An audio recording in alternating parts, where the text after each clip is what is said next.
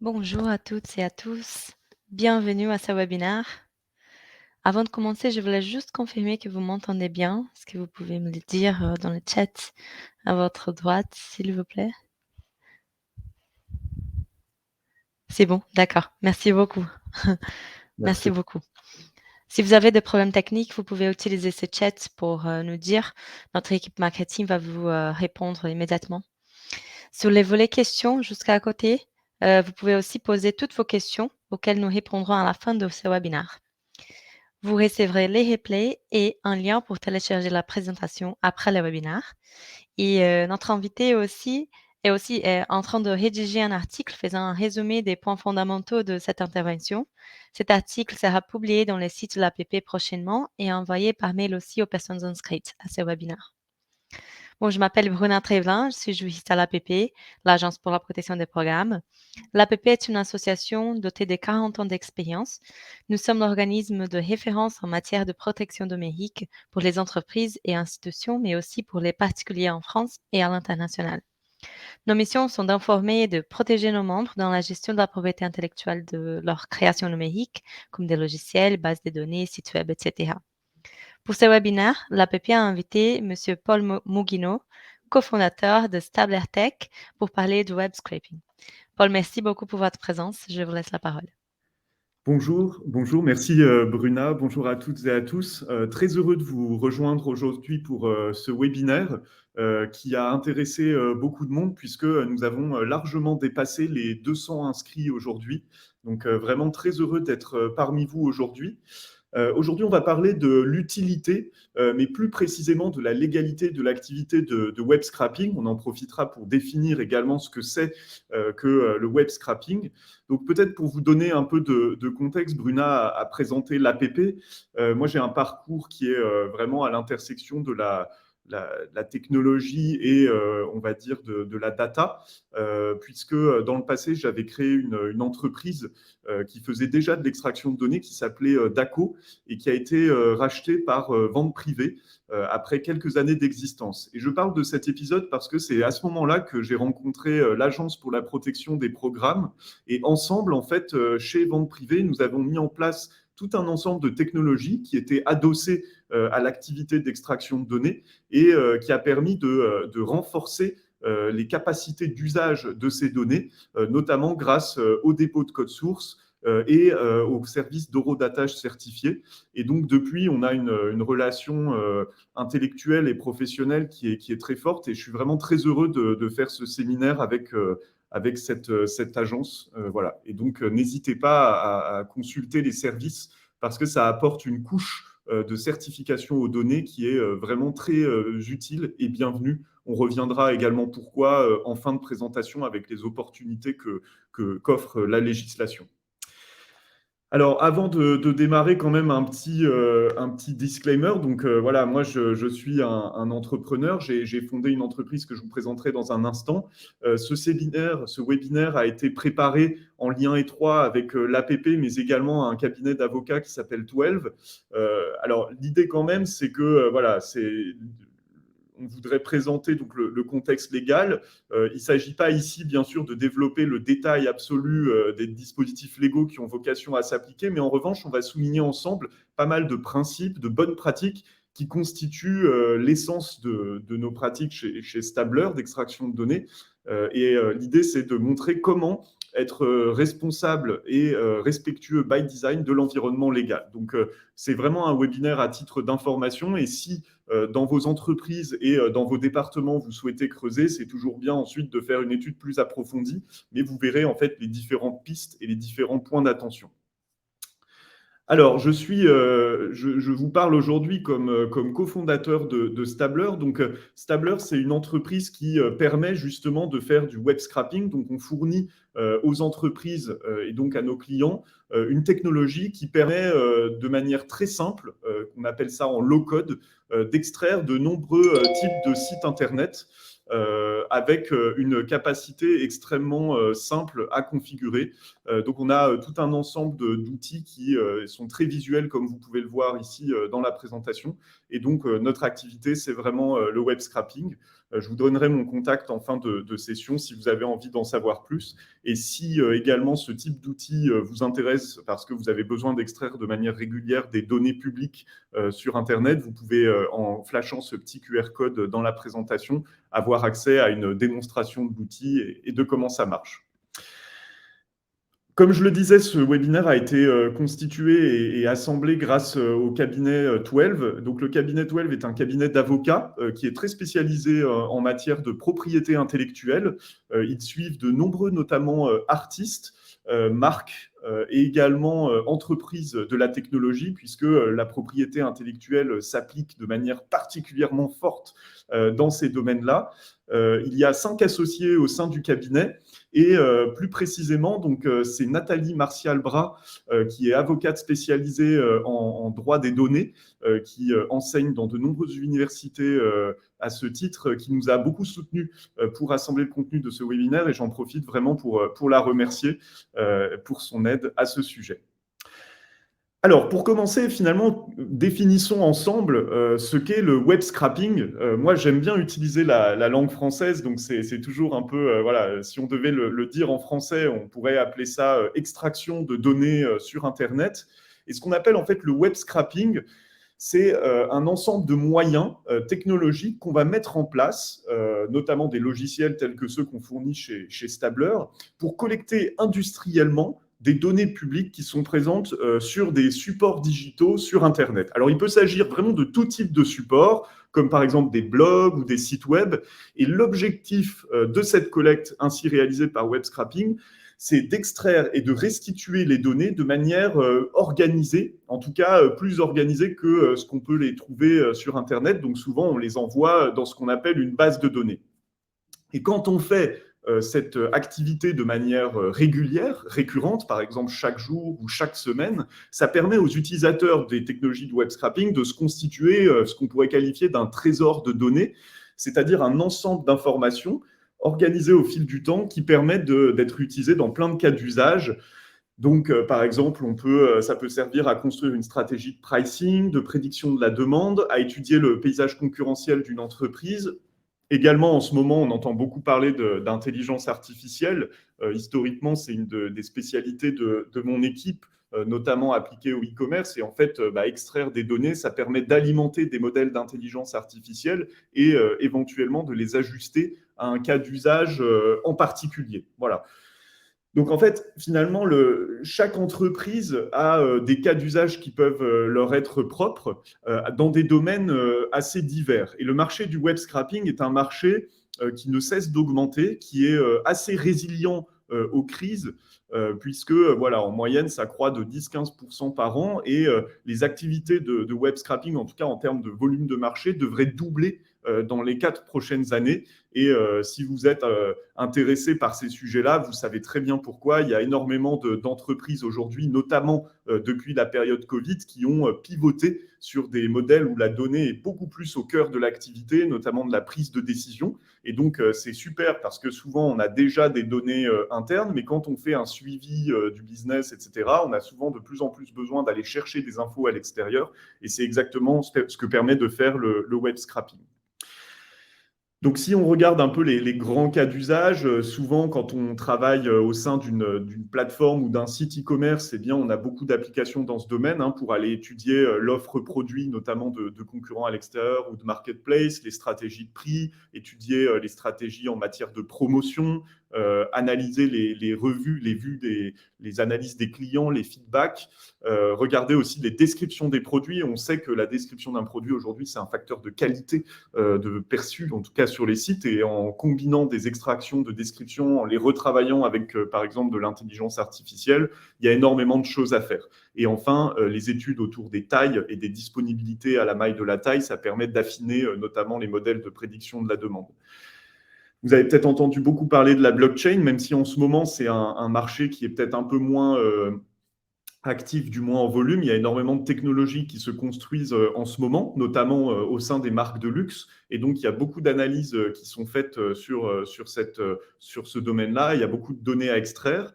L'immobilier, bien sûr, aussi, qui est un marché très important où on a besoin de récupérer des données sur les annonces en cours, les informations sur des cartes et bien sûr, bah, quand on accumule une série temporelle, on est capable de voir à quelle vitesse des biens partent et à quel prix, et donc de construire des modèles aussi de prédiction de la demande. Et puis, il y a plein d'autres cas, notamment sur la partie voyage, dans le domaine des ressources humaines et des annonces d'emploi. Vraiment, tout type d'information qui est publique peut être en théorie extraite, modulo bien sûr ce qu'on va dire ensemble, et analysée pour enrichir des prises de décision.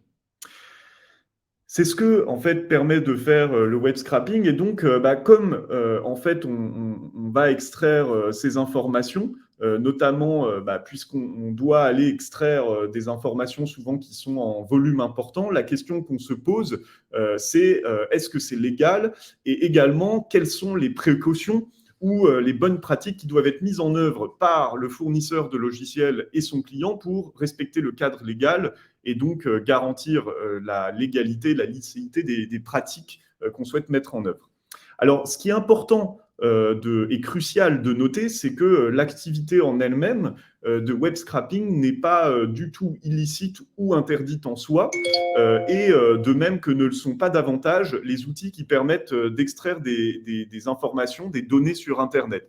Le marché du web scrapping, c'est ce qu'on pourrait qualifier d'océan rouge. C'est un marché qui comporte déjà pas mal d'acteurs, assez peu finalement qui sont capables d'extraire des volumes industriels et d'avoir des technologies de pointe, mais c'est un marché avec pas mal d'acteurs et voilà, c'est pas du tout une activité interdite en soi. En revanche, l'étude détaillée du contexte légal permet quand même de faire ressortir 4 points d'attention qu'on va vous présenter aujourd'hui, qui sont essentiels, qui sont importants de respecter pour respecter les droits des tiers et les exigences réglementaires qui permettent d'assurer la légalité de ces opérations. Et donc, on les a intégrés, par exemple, dans notre cas, dans le développement de nos technologies en tant qu'entreprise française et européenne, et puis également en tant qu'entreprise qui désire à moyen terme, par exemple, devenir fournisseur de l'État. Et donc, à ce titre, bien entendu, on doit respecter encore plus la loi.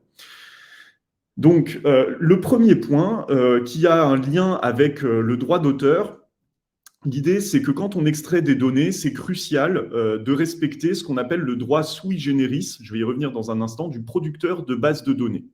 Alors, il faut savoir que certaines données présentes sur le web, quand elles sont constituées en base de données, elles reçoivent en fait, en plus de la protection classique du droit d'auteur, un droit qui s'appelle le droit sui generis, voilà, qui est fourni pour les producteurs de bases de données. Alors, en fait, on acquiert cette protection, elle est acquise quand le producteur de bases de données peut démontrer des investissements importants pour constituer ces bases. Alors, je prends un exemple. Si par exemple, voilà, quelqu'un fournit de manière publique la liste de tous les hôtels en France, je prends un exemple comme ça, et que pour avoir constitué cette liste, même si elle est publique et gratuite, eh bien, il peut justifier d'investissements très importants, peut-être des employés de son entreprise qui vont aller voyager à travers toute la France en permanence pour actualiser sur le terrain les informations, collecter beaucoup d'informations qui ne sont pas forcément faciles à avoir en ligne, etc. Bon, en général, si on fait une base de données comme ça, entre nous, on ne la met pas publique et gratuite, mais c'est juste pour l'exemple. Voilà, quand on peut justifier d'un investissement comme ça, peut-être aussi des investissements en matière de stockage de données, de processing, etc., eh bien, en fait, il y a un droit supplémentaire qui s'appelle le droit sui generis qui protège ces bases de données. Alors, nous, ce qu'on a pu constater, notamment en travaillant avec les avocats et en étudiant la jurisprudence, ce qu'on voit, c'est que quand même, cette protection-là, elle est difficilement acquise. C'est-à-dire que la plupart des sites Internet dont les données sont scrappées, d'après la jurisprudence, peuvent difficilement se réclamer de la protection par le droit sui generis. Cependant, quand même, ce qu'on recommande à nos clients, c'est de faire une utilisation, comme on l'écrit ici, mesurée des extractions. Donc voilà, un petit peu à l'instar de ce que ferait un internaute ou éventuellement un groupe d'internautes raisonnables, eh bien, de moduler la quantité, la fréquence et le ciblage des extractions. Donc concrètement, par exemple, si vous avez besoin de constituer une série temporelle sur, par exemple, toutes les robes présentes sur un site e-commerce, bon, bah, typiquement, si vous en avez besoin d'une fois par semaine, on ne va pas vous recommander de l'extraire une fois par minute. Il n'y a aucun intérêt. Ça a pas de, c'est une fréquence qui est peut-être trop élevée et qui n'est pas nécessaire pour garantir le succès de votre mission. Donc voilà, c'est un peu l'idée. Le droit sui generis, c'est le premier point qui est très important à respecter. Le deuxième, qui concerne principalement ce qu'on appelle le droit des contrats, c'est de respecter ce qu'on appelle les conditions générales d'utilisation des supports digitaux, donc des sites Internet qu'on va aller cibler par l'extraction de données. Il y a en fait une décision qui est assez importante de la Cour de justice de l'Union européenne qui date du 15 janvier 2015. Je pourrais vous donner dans l'article qu'on va publier avec l'APP la décision plus précise. C'est avec Ryanair qui était contre la Cour de justice et en fait qui pose que lorsqu'un support digital ne bénéficie ni de la protection prévue par le droit sui generis des bases de données, ni de la protection conférée par le droit d'auteur, c'est quand même possible d'envisager par des dispositions contractuelles les conditions de l'usage de ces données par des tiers. Donc en fait, même si on n'a pas de protection de droit d'auteur et sui generis, on peut quand même sur le site mettre en place des conditions générales d'utilisation qui limitent ou interdisent l'extraction de données. Donc, ce qu'on appelle ces conditions générales d'utilisation, ou aussi appelées CGU, c'est ce qui fixe les règles contractuelles, c'est un texte qui fixe les règles contractuelles auxquelles les parties, les utilisateurs du site, ceux qui naviguent dessus, et donc également les robots de web scrapping, doivent se soumettre. Et donc, dès lors que les termes des CGU sont clairs et l'information est donnée, notamment sur le site, eh bien, le consentement et le respect de ces CGU peut se déduire de la simple navigation sur le site. C'est en tout cas ce que montre la jurisprudence. Donc, en conséquence, ce qu'on recommande toujours à nos clients, puisque c'est eux qui programment les robots en utilisant nos technologies, c'est de toujours vérifier le contenu des conditions générales d'utilisation des supports digitaux qu'ils désirent extraire et de se conformer aux limites stipulées par les textes. Il arrive assez souvent que les CGU n'interdisent pas formellement d'extraire des données, mais peut-être d'extraire sur un certain scope, à une certaine fréquence. Donc c'est très important de lire ces CGU quand on configure un robot en utilisant nos technologies et de les respecter. Et puis, d'un point de vue idéal, en l'intégrant notamment par exemple dans les processus de maintenance de ces robots, eh bien, la vérification des CGU devrait être vérifiée à chaque nouveau lancement des robots ou à chaque maintenance pour vérifier qu'elles n'ont pas changé. Dans ce domaine-là, en fait, je précise que souvent les acteurs du web scrapping et notamment notre outil, Stabler, on ne fournit en fait que les outils et la machinerie d'extraction de données et donc on n'a pas accès aux configurations que font nos clients et encore moins en fait aux données qu'ils extraient. C'est un petit peu comme quand Microsoft développe Microsoft Word. Bon, bah, ils développent le logiciel, mais ensuite, ils n'ont pas accès aux textes qui peuvent être écrits avec cette technologie et puis même aux objets comme des livres qui peuvent être créés par la suite. Donc, nos clients, finalement, sont responsables, en tout cas selon nos propres termes et conditions, du bon respect des CGU, des supports digitaux, quand ils font du web scrapping. Et donc, nous, ce qu'on s'attache à faire, c'est partager ces points importants et également organiser ce type de webinaire ensemble. Donc, les conditions générales d'utilisation, souvent, on les retrouve dans les sites, dans le volet mention légale, et c'est crucial de les respecter. Troisième sujet qui est, on monte en gradation dans l'importance des sujets. On a parlé du droit d'auteur, droit des contrats. Là, on passe en droit pénal. Donc là, on prononce les mots-clés qui font peut-être un petit peu plus peur. Et je vais vous parler de accès et maintien dans un STAD. Donc ça fait encore plus peur, en quelque sorte, puisque un STAD, c'est ce qu'on appelle un système de traitement automatisé de données. Alors, lorsque nos clients utilisent les outils qu'on fournit, Stabler, notre technologie en fait leur permet d'accéder aux supports digitaux et notamment d'automatiser des requêtes informatiques et ça reproduit en fait le comportement humain donc d'un internaute de manière automatisée pour aller extraire des données. C'est ce qu'on a vu, c'est le principe du web scrapping. Donc, parfois, suivant les cas, ces requêtes, elles peuvent être très ciblées. Dans ce cas-là, ça se passe bien. Et puis, à l'inverse, de temps en temps, elles peuvent être plus massives et plus systématiques et dépasser la vitesse de navigation typique d'un internaute.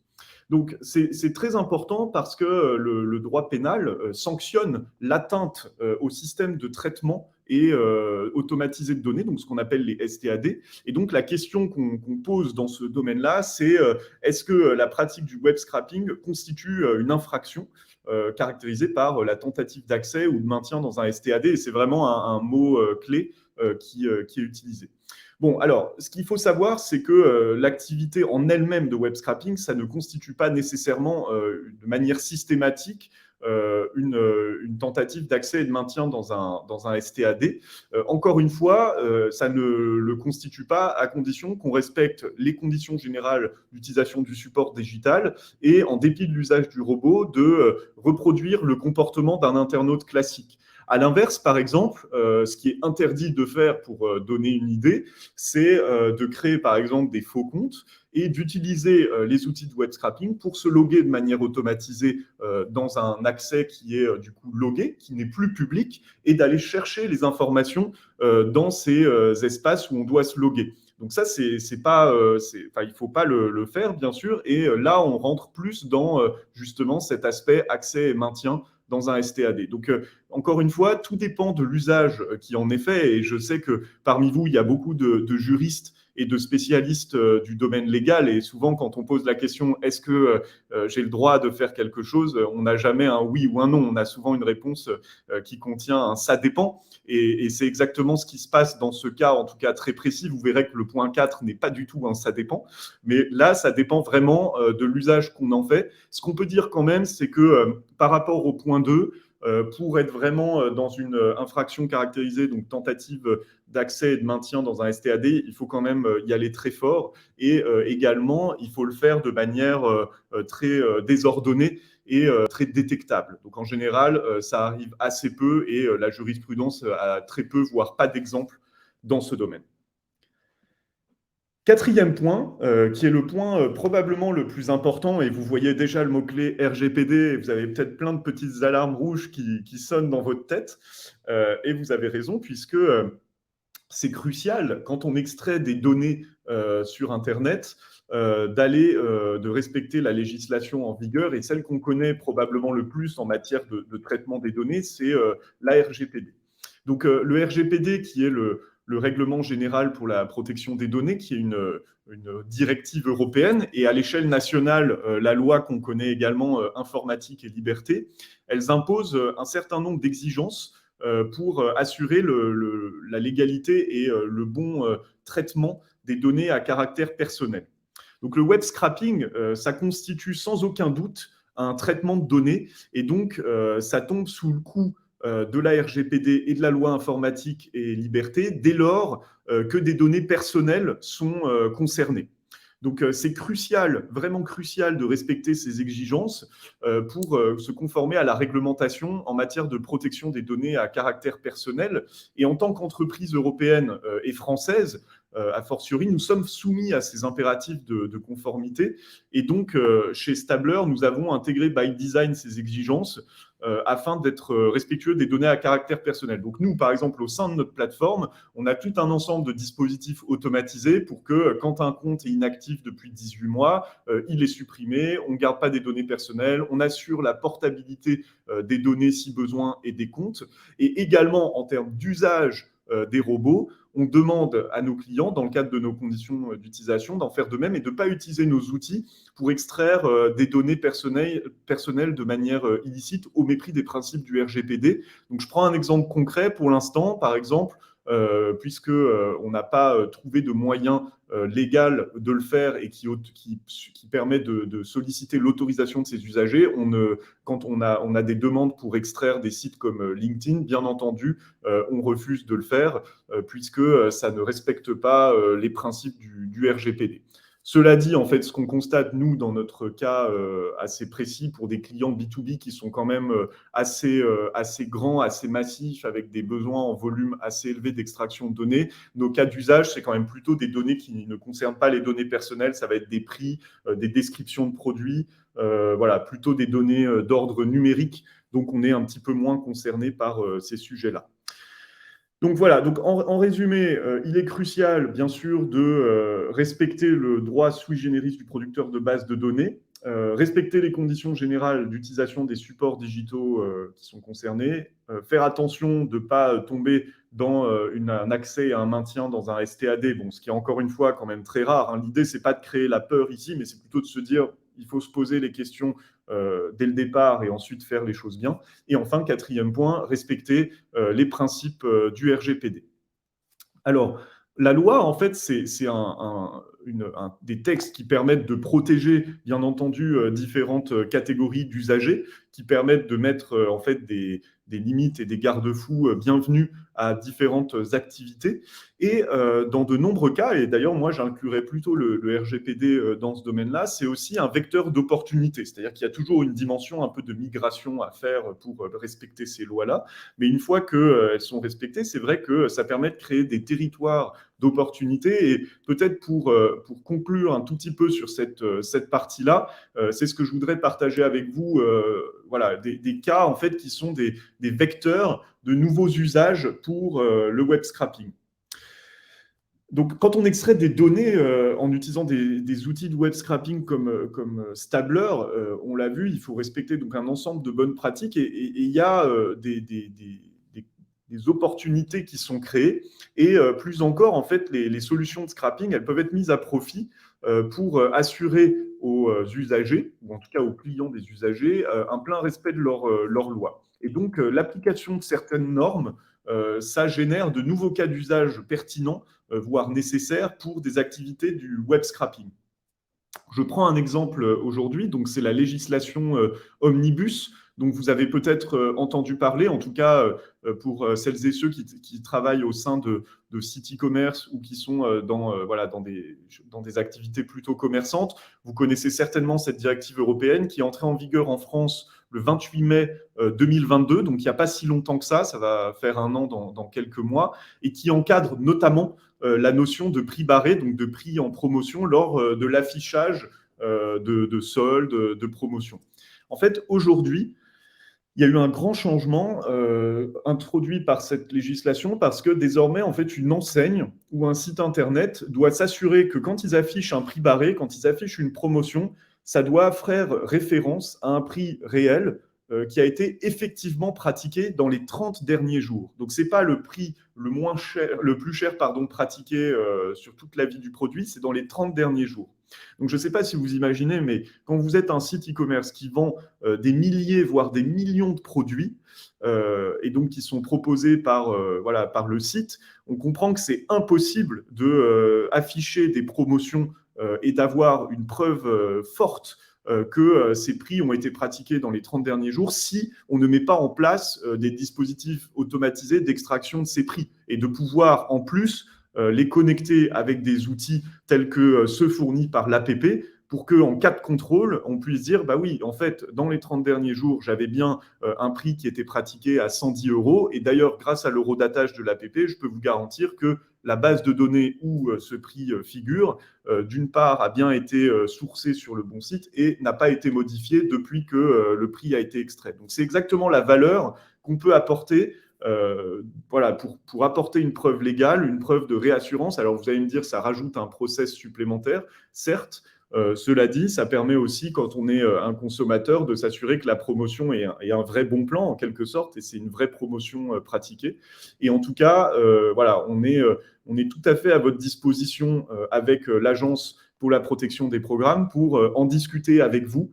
Donc, n'hésitez pas à nous contacter au moment des questions. On vous fournira les différents emails. En conclusion, bah voilà, je voulais vous remercier pour ce temps qu'on passe ensemble. À présent, on va pouvoir prendre les questions. Je remercie le cabinet 12 et Nathalie Martial-Bras, donc, qui, encore une fois, nous a aidé à structurer l'approche. et l'Agence pour la protection des programmes pour leur collaboration sur ce petit webinaire.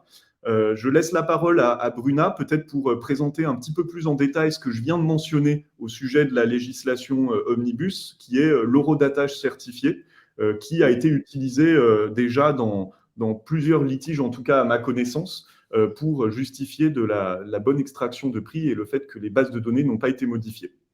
Bruna, je te D'accord. laisse. Ah, merci. Donc, juste pour présenter rapidement le redatage APP, le redatage certifié effectué par un tiers de confiance comme l'APP est une solution qui permet de donner une date certaine à un document électronique, un courriel, une signature ou une base de données extraite du web, comme Paul disait. Il permet d'apposer électroniquement une date et une heure sur toute donnée sous forme électronique afin de certifier son existence et son contenu à un moment donné. Le redatage permet de donner une date certifiée à ses droits, de créer une preuve infalsifiable et d'éprouver l'intégralité des documents numériques. Mais comment est-ce que ça marche? Un hash est d'abord créé à partir de fichiers électroniques envoyés par les clients. Pour obtenir une empreinte numérique, il est transmis au tiers de confiance, l'APP, qui lui associe une date et une heure au moyen de redatage dans le redatage, et un jeton de redatage est ainsi créé et renvoyé au client. Si vous êtes intéressé, c'est ça, on va vous donner aussi notre email, notre contact. Vous pouvez poser d'autres questions, voir si vous êtes intéressé par notre solution. Mais avec le redatage, c'est ça, on peut vraiment prouver qu'un certain prix a été fait à 30 jours avant et ça a marché, comme Paul disait. Paul, je ne sais pas si vous avez vu, mais on a quelques questions dans le chat. Oui, absolument. Alors, quelques questions en plus passionnantes, Mhm. notamment, alors si je ne me trompe pas, je crois que la première question qu'on a est celle de Jean-Pierre, qui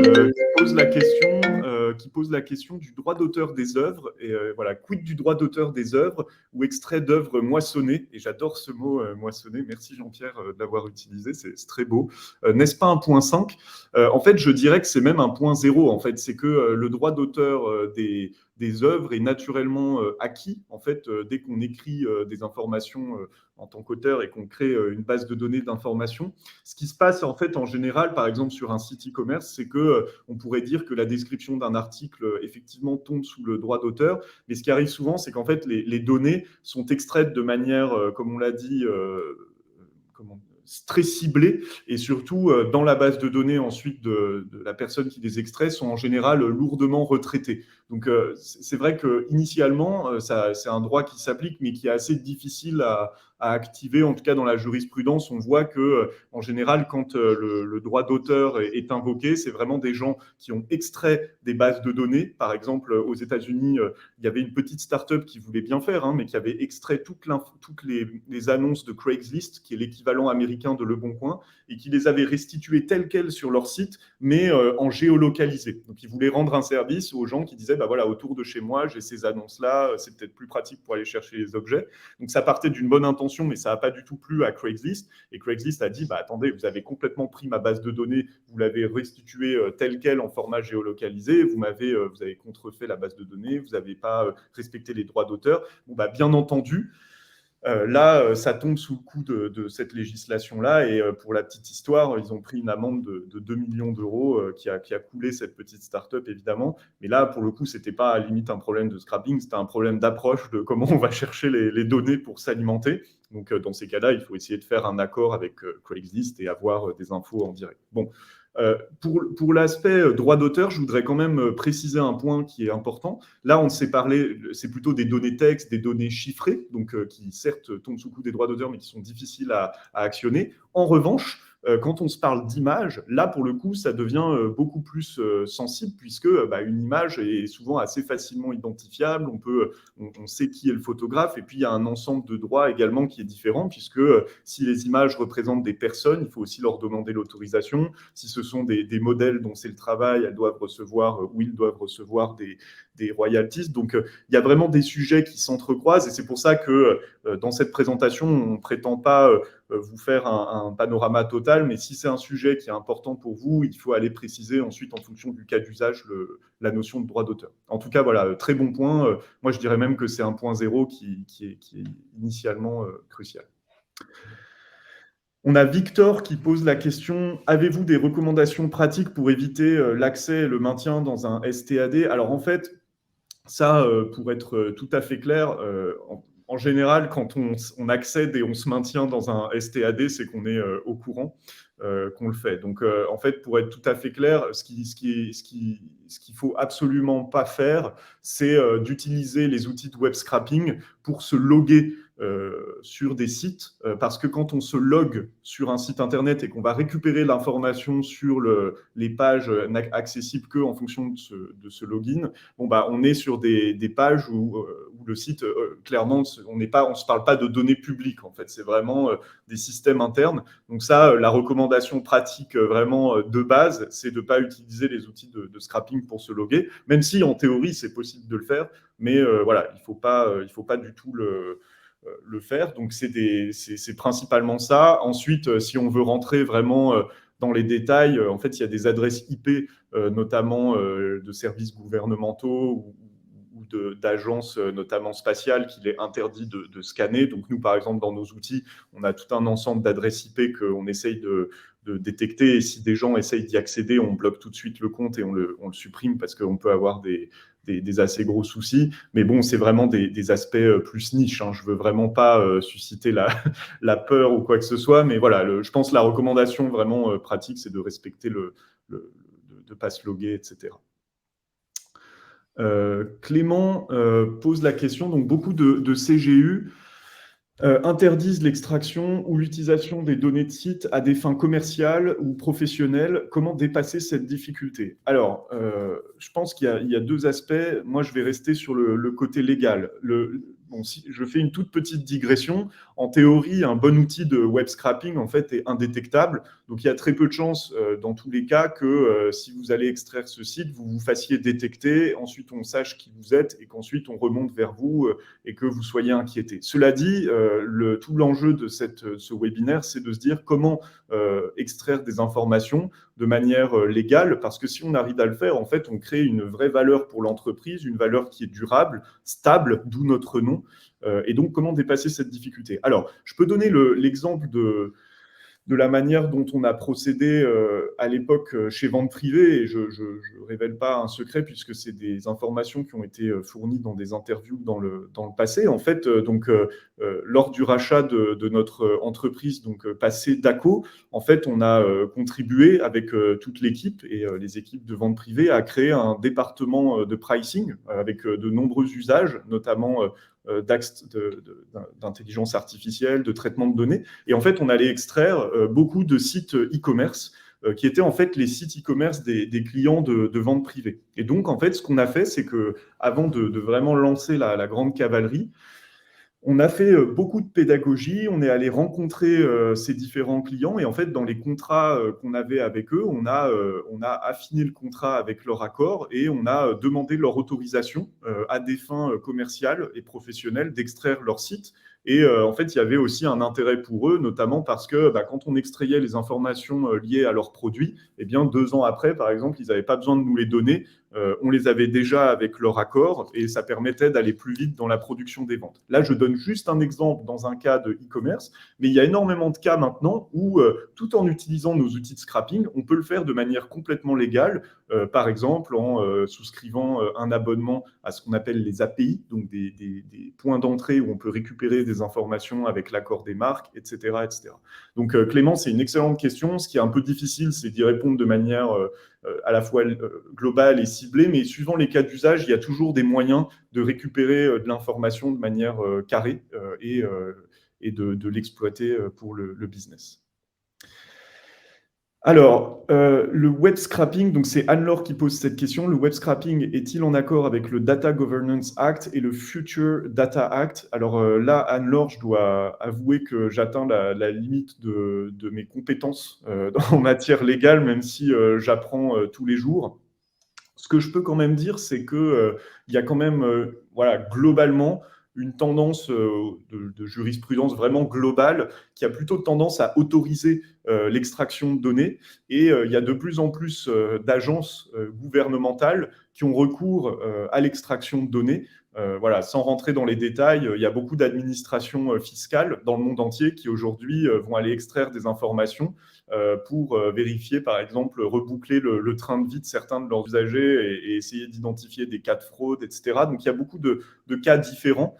Voilà, ce qu'on a pu dire, je pense que ça reste vrai avec ces deux différents actes, c'est que l'activité en elle-même n'est pas interdite, loin de là, elle est même plutôt en plein développement, mais il faut respecter les frameworks. Je suis désolé de ne pas pouvoir être plus détaillé, mais on pourra, pourquoi pas, approfondir dans le cas d'un futur webinaire ou intervention.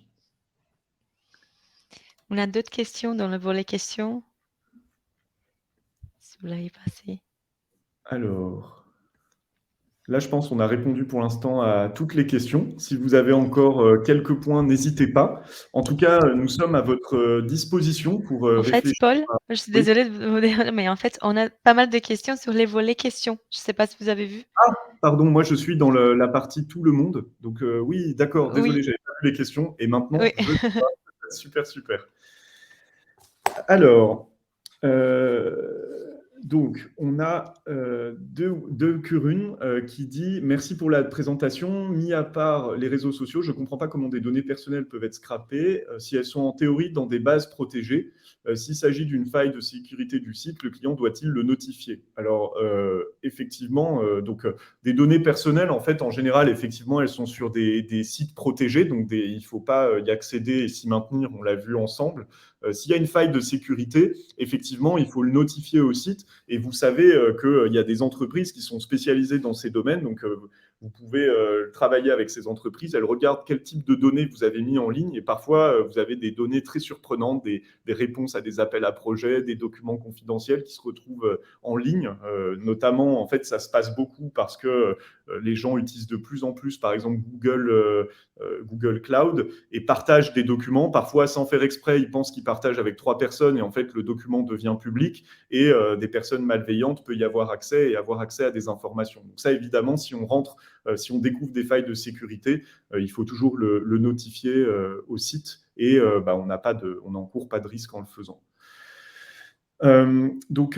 Quentin dit qu'il est sensibilisé à ces notions. C'est super parce que pour le coup, ce n'est pas forcément le cas de tous nos clients. Qu'en est-il des particuliers qui font du web scrapping? Quels sont les risques et comment les sensibiliser?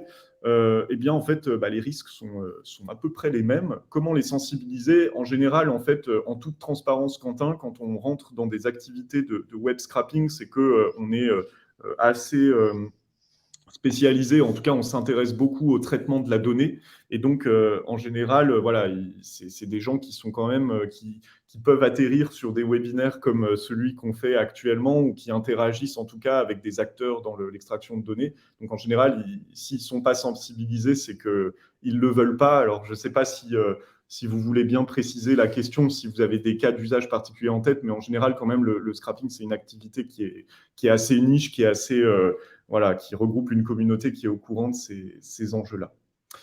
Alors, Laurie pose la question, si je comprends bien, vous ne collectez jamais de données personnelles grâce au web scrapping. Est-ce formellement interdit par le RGPD ou juste la prudence de votre part? Alors, en fait, le RGPD n'interdit pas la collecte de données personnelles.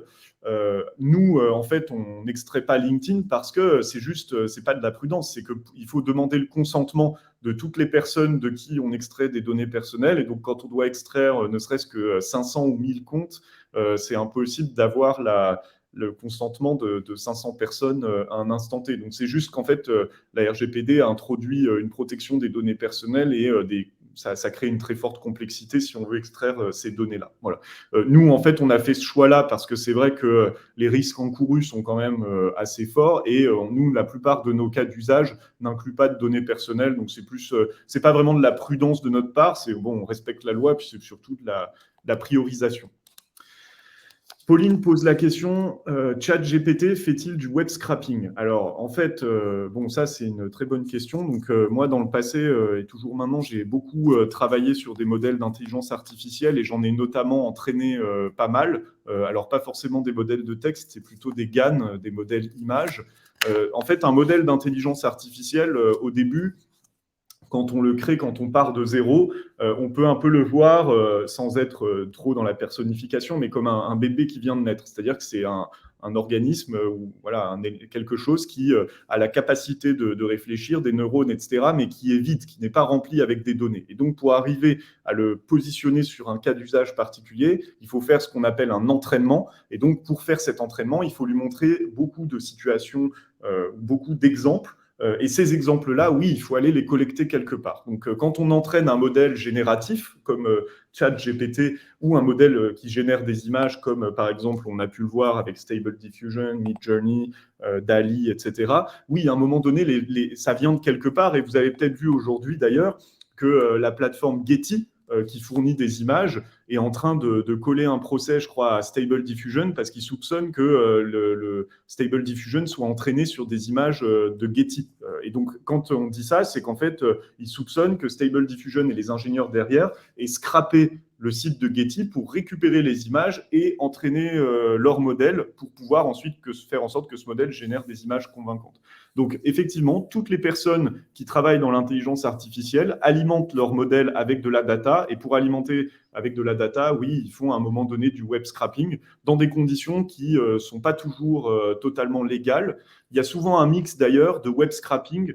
Alors, quand je dis pas toujours légal, c'est juste que voilà, il y a des, c'est pas que c'est pas légal, c'est plutôt qu'il y a des procès ensuite qui peuvent être intentés comme ceux qu'on voit parce que les fournisseurs d'images peuvent avoir des doutes et ils se disent peut-être on m'a récupéré. C'est vrai que quand on regarde l'esthétique de certaines images générées par des modèles voilà, génératifs, parfois on a l'impression que ça vient de plateformes d'artistes comme DeviantArt ou quoi, et donc il y a toujours un soupçon de se dire est-ce que ces artistes-là n'auraient pas été spoilés de leur création et est-ce que ça ne serait pas rentré dans des entraînements. Voilà.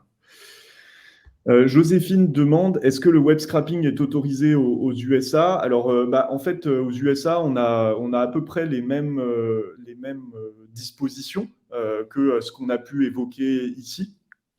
Il y a également des jurisprudences, bien sûr, en la matière. Hein, c'est ce que j'ai mentionné avec Craigslist il y a quelques instants.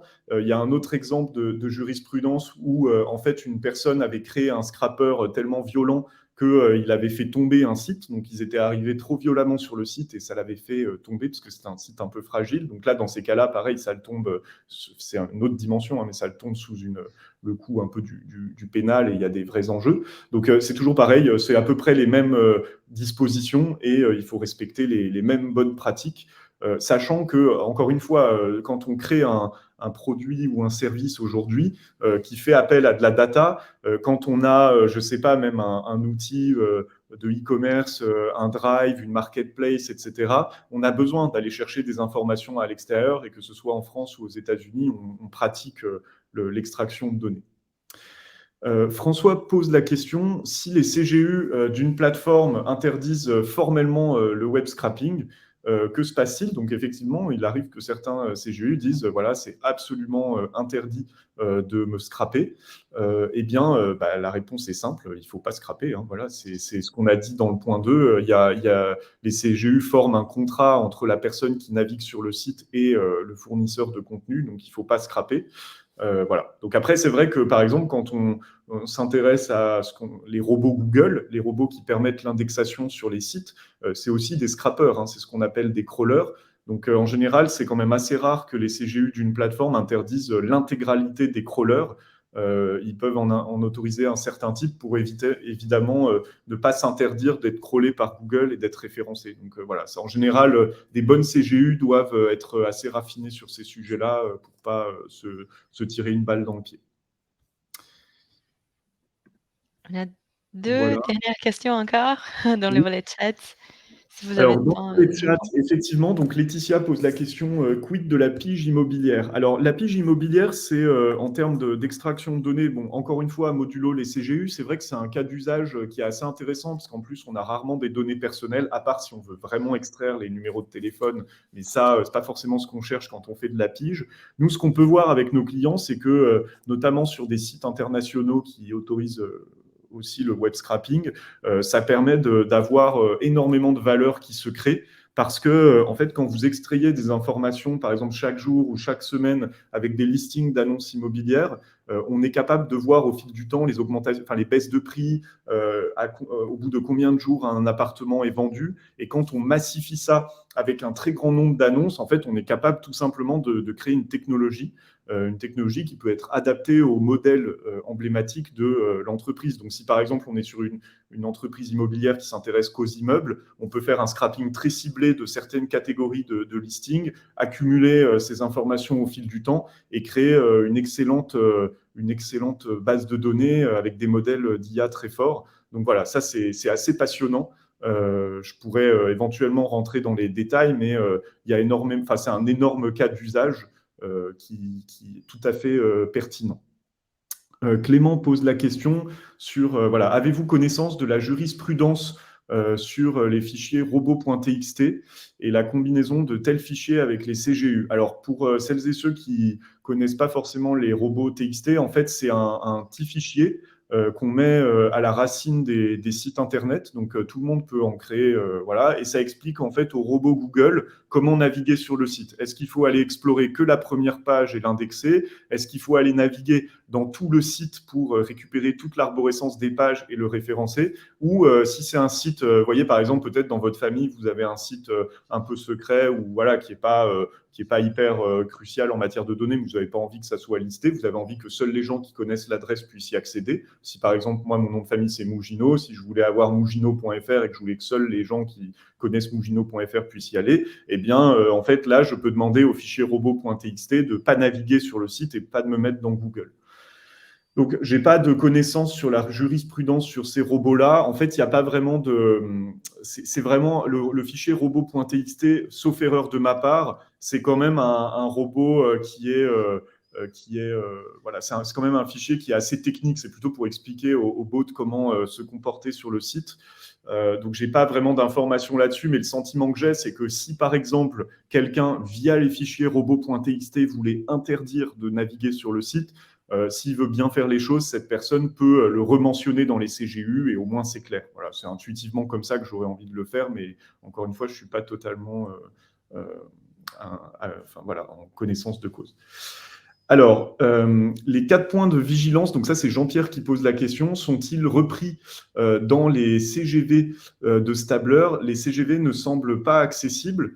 Alors, en fait, donc pour répondre à cette question, la réponse est oui. En tout cas, on mentionne ces différents cas d'usage et les comportements nécessaires à avoir dans nos CGV.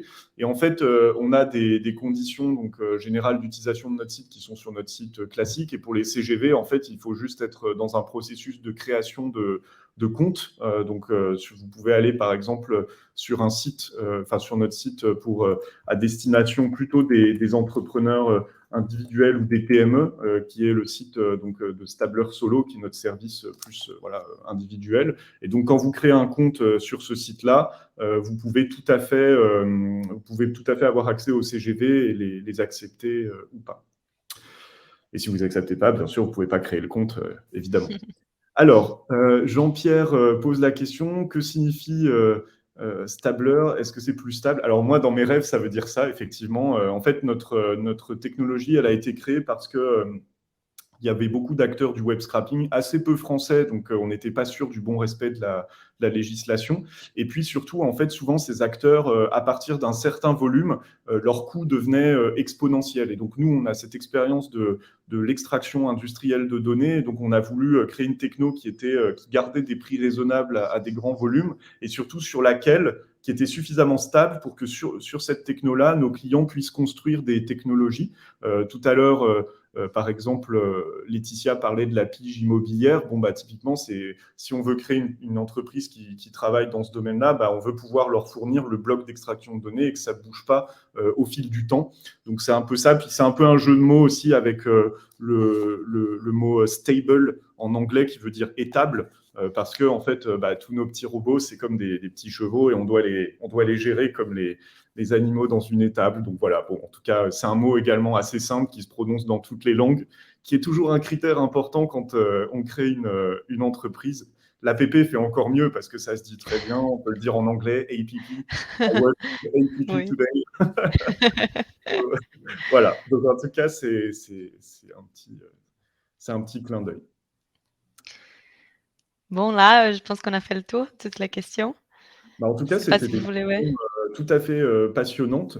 On a peut-être Mhm. une dernière question de Adrien qui passe in extremis. Donc, pas de souci, Adrien. Alors, quid de sites basés sur du web scrapping avec des données plus à jour? Alors, je ne suis pas certain de comprendre la question. Euh, Qu'est-ce qui se passe? Alors, bon, peut-être je vais essayer de répondre de deux manières différentes. Donc, soit en fait, la question c'est de dire qu'est-ce qui se passe si nos données en base de données sont plus à jour? Bah, en fait, l'idée c'est d'aller extraire ces informations avec suffisamment de récurrence pour que ça puisse être actualisé et d'ailleurs qu'on puisse comparer les mises à jour et de voir comment, par exemple, les prix des produits ont pu évoluer ou comment le prix de l'appartement qui est intéressant à suivre a pu augmenter ou baisser.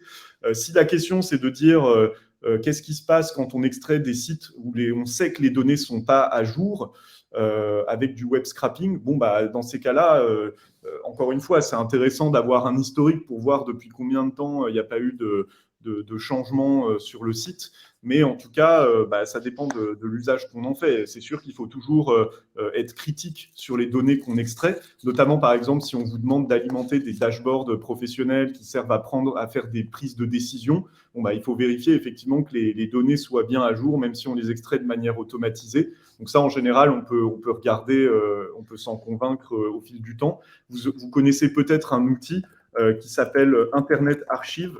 Peut-être beaucoup d'entre vous le connaissent, mais vous pouvez aller voir. Et ça, par exemple, avec Internet Archive, vous allez sur ce site, vous tapez l'URL de votre site que vous voulez vérifier. Et en fait, Internet Archive, c'est justement un outil enfin, c'est des scrappers, mais qui sont plutôt vus comme des bons scrappers et qui vont indexer Internet tout entier à des dates récurrentes. Donc, par exemple, vous pouvez taper, je ne sais pas, vous pouvez regarder le site de La Redoute, je donne un exemple comme ça, et vous prenez une page en particulier ou le site, et vous pouvez voir, par exemple, à des intervalles réguliers, pas tous les jours, hein, c'est tous les mois ou toutes les 2 semaines, ça dépend de la grosseur des sites, mais vous pouvez voir si le site a changé entre deux dates. Donc, ça peut vous donner une idée sur est-ce que les données sont à jour, est-ce que le site a bougé, etc. Voilà. Donc, en tout cas, Internet Archive, c'est un outil qui est très utile et qui permet de remonter dans le temps. Si vous voulez vous amuser un peu, par exemple, vous pouvez prendre le site Amazon et aller voir les premières versions dans les années 95 et vous vous rendrez compte que voilà, si vous avez une idée, il faut la lancer parce que ça ne sera jamais parfait dès le départ.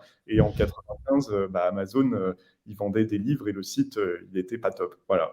Mais en tout cas, bien réussi depuis. Donc, c'est ce que je souhaite à l'APP, à Stabler et à toutes vos entreprises. C'est gentil. Bon, Paul, merci beaucoup pour votre présence. C'était un webinaire super intéressant. Merci. Merci à la participation de tout le monde aussi, Oui, vos questions. Et bon, nos contacts sont là. Vous êtes libre de nous contacter. Et super. bon, merci. Mhm. Merci, passez une bonne journée et merci pour tous vos gentils messages dans le chat. À très bientôt et à votre disposition pour en parler. Au revoir, merci. Au revoir.